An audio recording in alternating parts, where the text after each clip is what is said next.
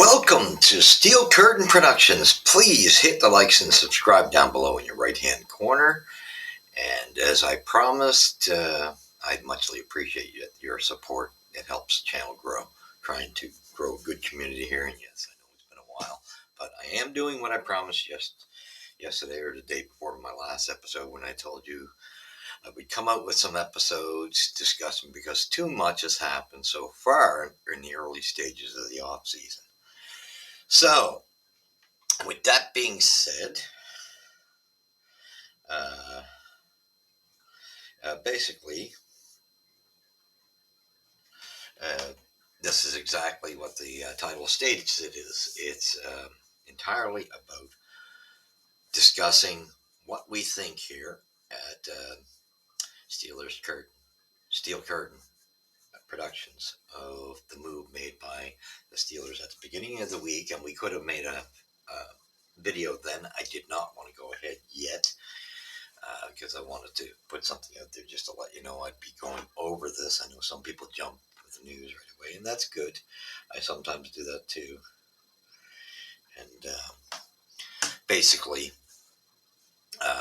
but this one I felt, since there were so many events transpiring, I had to break this down. And we're starting with the last big event, and that's the Steelers had a decision to make, since it looks like Rudolph is out as well as the other gentleman. I forget his name now, but that's how pathetic he was. Anyway, Mitch Trubinsky. Um, yeah, so they were both out, and you knew the Steelers were going to have to do something. Basically, because you can't just go with Kenny Pickett. And whether Kenny is the future or not is hard to say. I don't know, but I say it's too early to make that call. I think for Kenny Pickett, he's got a lot of capabilities there. He didn't have a lot in his favor. One thing that we and the football world might, you get some critics and insiders who get a better, like Stephen A's got a good view, and some of the panels have good people like Chris Clark and people like that, mulling over, ex-players mulling over what's each team is built of in design. And so, with I know everybody had expected to, Kenny Pickett to be like uh, the savior of the Steelers. Well, no, the Steelers aren't built in that position, and it doesn't revolve around one person. He's young. He didn't have the luxury of being behind real creditable veterans. Now, Rudolph, I will give a little more credit than I would Trubinsky. That's why he was able to come in, because he had the system down and he was a little more consistent. That's one thing I did like. I wouldn't mind seeing us get Rudolph back in the system as a backup, because just for that fact, he is fairly reliable, to tell you the truth, as a third string quarterback. And he might be able to be a second string somewhere else. Um, he's got more going for him. Um,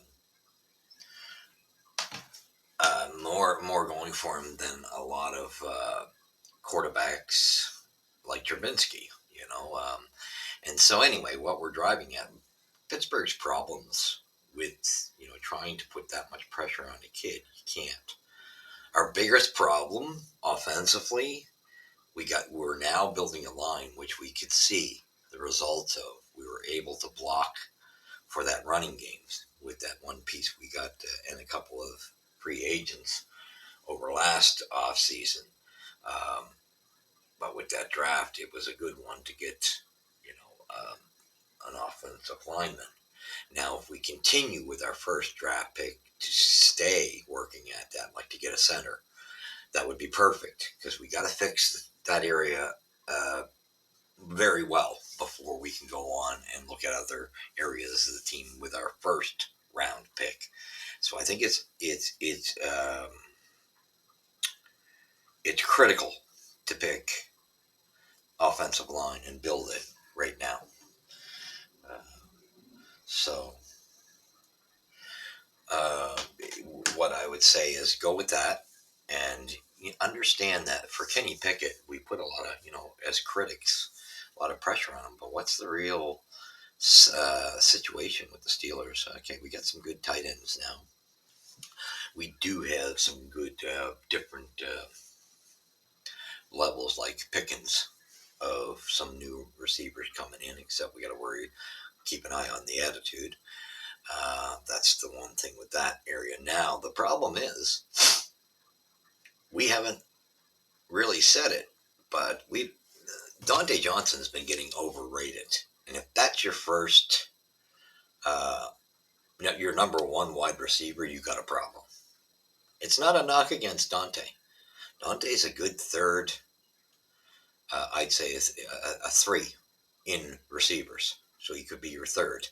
That's fine and dandy, but you got him out of his chair. He is not a first top pair individual uh, wide receiver whatsoever.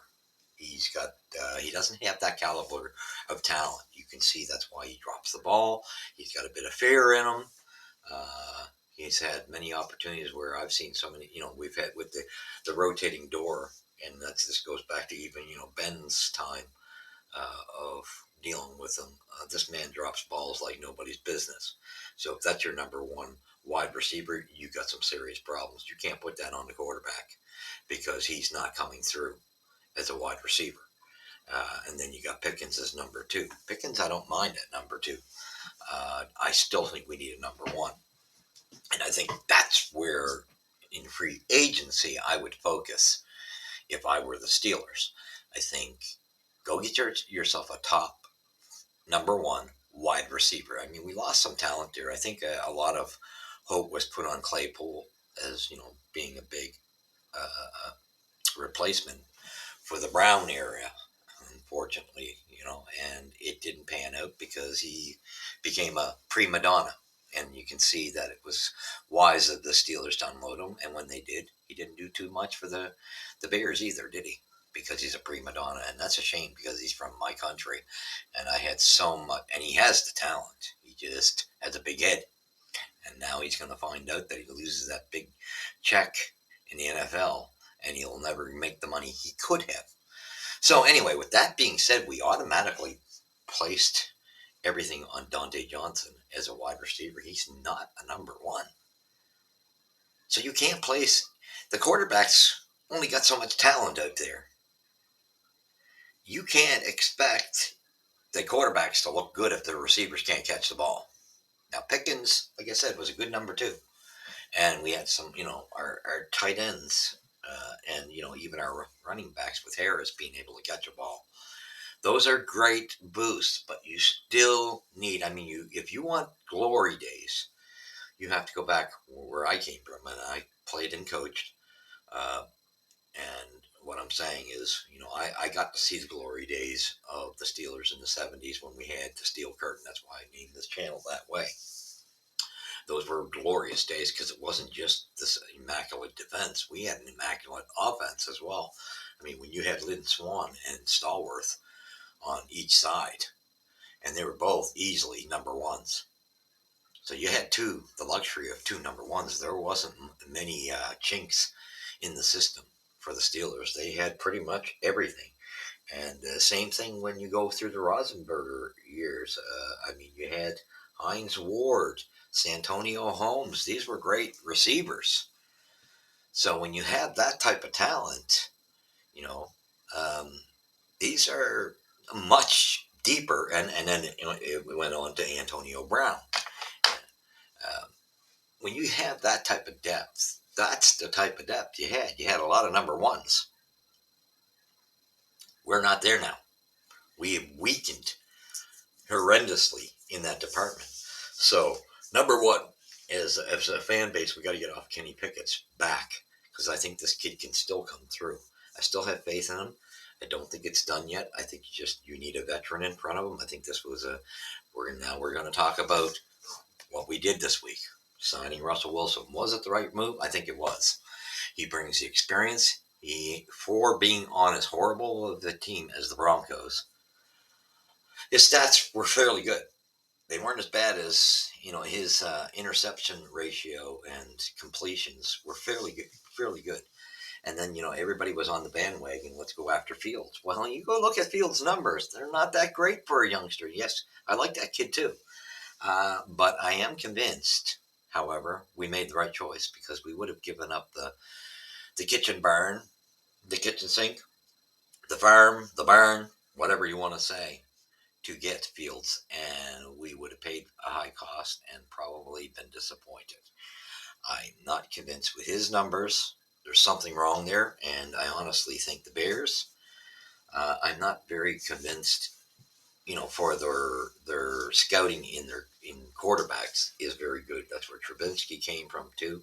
And after going through the experience with Trubinsky and seeing that Fields has been nothing special with the Bears, he's a good little player. However, there are things still wrong with his game, so I don't think he's a savior either. And I think the price tag was too high. So, going off a rookie kid who hasn't proven himself, and then you got Russell Wilson, who has proven himself. He's been around the block. He's won Super Bowl. He knows what it takes. It was a shame that Ben didn't last longer due to that injury. But now you got a guy up there that has that type of experience. So I think experience was huge and caliber of a quarterback.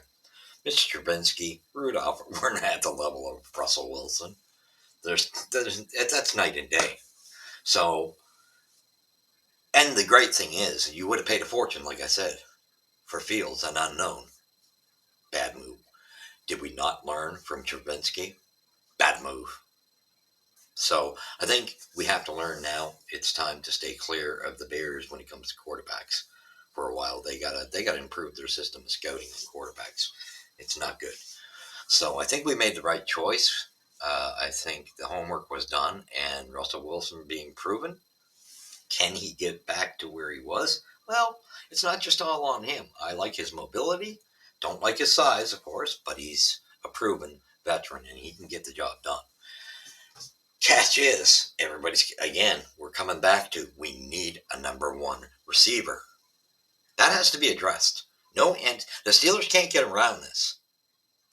You can try to be cheap all you want. If you don't go out and get a number one, especially now with what the Ravens have done with signing Henry, I'll tell you right now, that puts the Ravens up there with the Chiefs and the Bills. And then, you've got Cleveland right behind them. But I think it puts them in, they're number one in our division with that move. Thank God Jackson's not elite as a quarterback. I mean, there's more. He's a good quarterback, not a very good arm. So he would have to rely on his running. Now you don't need to rely on your running when you got Henry. So they should actually go out and find a guy who's got a wicked arm, because that would complement Henry. So, but that move puts Ravens easily in the top position in the North in our division. We got to make serious decisions. We can't beat around the bush like we've been beating around the bush. We've actually just tried to go around it and get less talented guys. You can't do that. It's time to wake up, make the moves. This team, if you're willing to spend the money, could be one of the front runners. Could be. But we've been shying it since we lost Antonio Brown and Le'Veon Bell with that disaster. We've been shying it and avoiding spending the money on that offense that we need to spend. Now, like I said, we did think Claypool was going to be the answer. He wasn't. He's a prima donna, just like Antonio Brown. Antonio Brown, though, went a long ways before that came out, totally came out, that he went totally mental. But that being said, so really, you paid peanuts for Russell Wilson for a year to test him out and give him a shot, compared to giving everything away for the farm for Fields. It's hands down. This clearly was the best move the Steelers could make out of those two quarterbacks. So I commend them for this. Does it mean he's the answer? I don't know. We're going to see. It's hard to tell where Russ. I mean, the one thing, like I say, he's got the experience. His numbers are more proven than Fields by a landslide. Sorry to say that. It's you put this guy with the right team, he's got the capability of winning. There's no and ifs and buts, and I like that within him. I've always been a Russell Wilson uh, a fan of his when he played for the Seahawks. Just very smart quarterback. If as long as he can keep his head into it, I think that's the catch for Russell Wilson. Stay away from the outside world and keep your head into the football. If he does that, I think you've hands down won what you just did. But you have to remember he has to have somebody who can catch a ball to throw it to. So if we're wise, if we see any great talents coming out of the top teams in the league that have top wide receivers, and I've seen a couple of them. I think it was from the Bengals that let one go, or it was Cleveland. Anyway, there was a big name out there. If we go after a top-rated wide receiver and throw him in there and keep Pickens number two, and then you can go from there with who's going to be in order after that, where Dante could be your third. That would make 100% more sense. 100%. Then you got something. Then you can contend. But if we don't get a number one wide receiver, you can bring in how many quarterbacks you like. It's not going to work out. Guy's got to be able to catch the ball in all circumstances. He's got to be that elite. And he can't have the wrong yellow stripe down his back.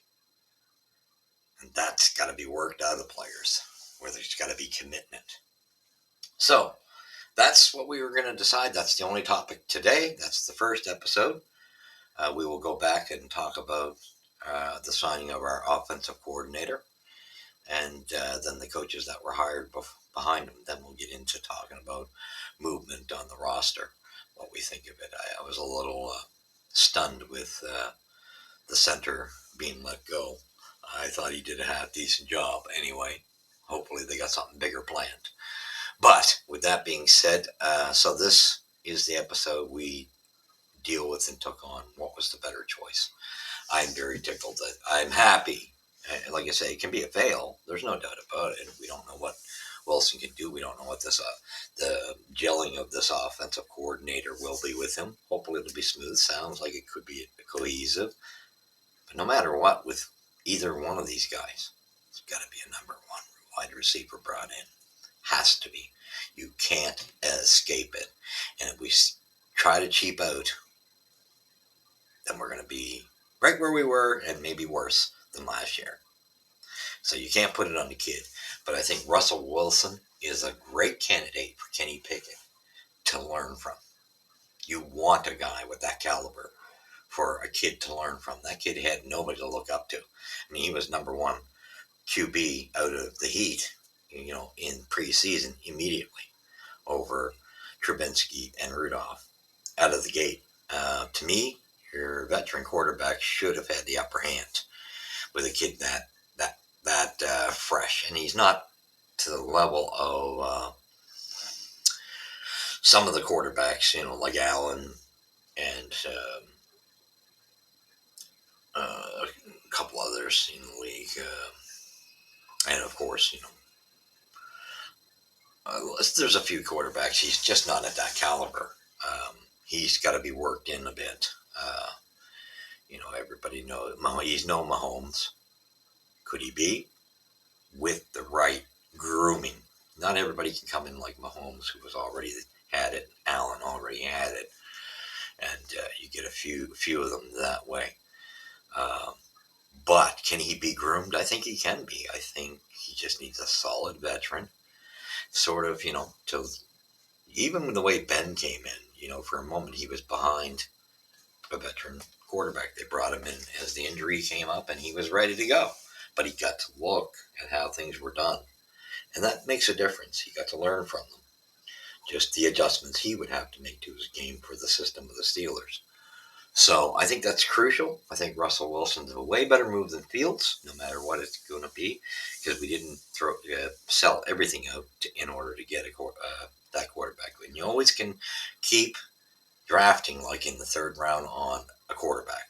Just keep them coming in, because you never know when you're going to get that gem right? So you leave that option open where you can still draft one or two quarterbacks farther in the draft. But right now, our first round has to be working on that line, and and we still got a little tweaking to do with the defense as well. But and at some point, you know, we're going to need to get a number one receiver. How do we do that through the draft on the second round pick, or do you go out and get a guy who's a veteran and a number one? And there are a couple of them out there, and I think we need to pay the money for one. It's time to do it if you're serious about this team moving forward. So that being said, thank you for joining me here at Steel Curtain. That uh, gives you the insights on the first topic, which was our quarterback situation.